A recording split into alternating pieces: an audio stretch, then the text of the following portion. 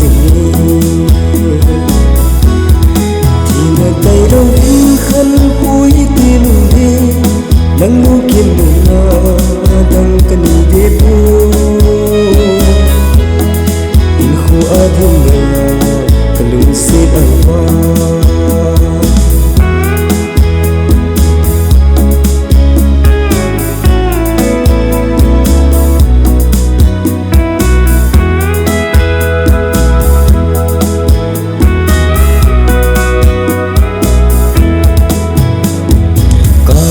sit alpa silung seno yung thi tanpa silung laya silung lumpa sino in khu adin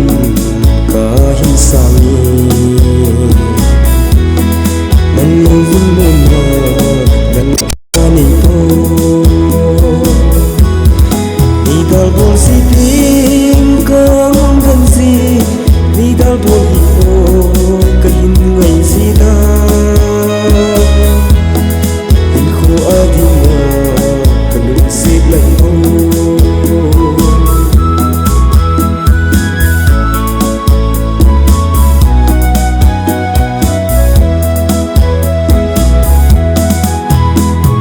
sung le san